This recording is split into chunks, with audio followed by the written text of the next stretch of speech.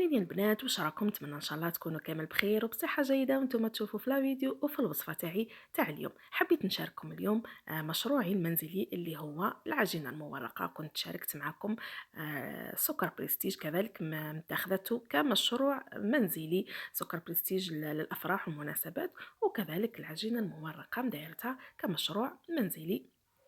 وبزاف بنات طلبوا مني احلام كيفاه نديروا العجينه المورقه، بغينا نتعلموها. نقول لكم معليش، تبعوا يعني الخطوات خطوه بخطوه، وباذن الله ديروها من اول مره راح تنجح معكم. نبداو بسم الله على بركه الله. عندي كيلو فرينه، مغرف كبيره سكر، مغرف ونص صغيره تاع ملح، وفنجال تاع زيت، ومغرف تاع خل. الخل يعتبر يعني محسن للعجين وكذلك حافظ للعجينة المورقة. ندخل هذوك المكونات كامل مع بعضهم، ونبدا نبسس في الفرينه بالفنجال تاع الزيت. نحاول الفرينه هذه كامل تتبسس بالزيت، ما نخليوش الزيت هذيك كعبر كعبر. ونبدا نلوح في الماء، ما بارد يعني ماشي سخون، لانه العجينه تحتاج للماء البارد، وهي يا بعد تكون شويه يابسه، يعني ما تطريوهاش بزاف. مهم. راح نحطها لهنا على سطح العمل ونكمل نعجن فيها هكذا. نعجنها حوالي 3 دقائق. كما على بالكم الفرينه سهله للعجين، ماشي كيما الدقيق. هكذا لحد الان يعني راهي سهله، ماهيش واعره. اللي واعر شويه في العجينه الحلان تاعها شويه صعيب، اما من هي كلش تاعها سهل. برك تبعوا الخطوات باش كي تجربوها يعني تنجح لكم.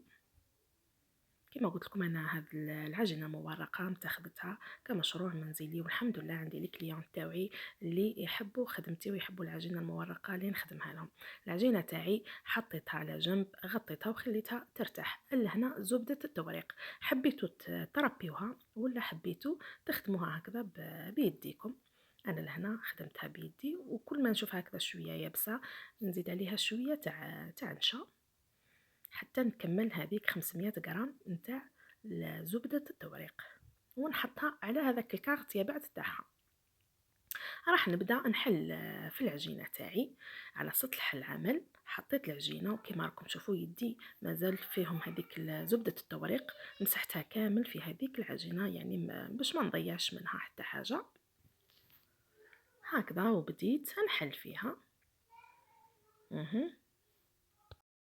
لهنا سطح العمل تاعكم لازم يكون شويه كبير، يعني تحتاج مساحه. كما راكم تشوفوا حليتها على شكل مستطيل، وحطيت زبده التوريق تاعي. اللي بغات دير صالحه ولا اللي بغات دير الباريسيه، كاينين زوج انواع تاع زبده التوريق. كما راكم تشوفوا طويتها وبديت نقفل فيها على الجوانب باش ما تخرجليش كامل هذيك الزبده. من الوسط بديت نضغط على بالقنوط على العجينه.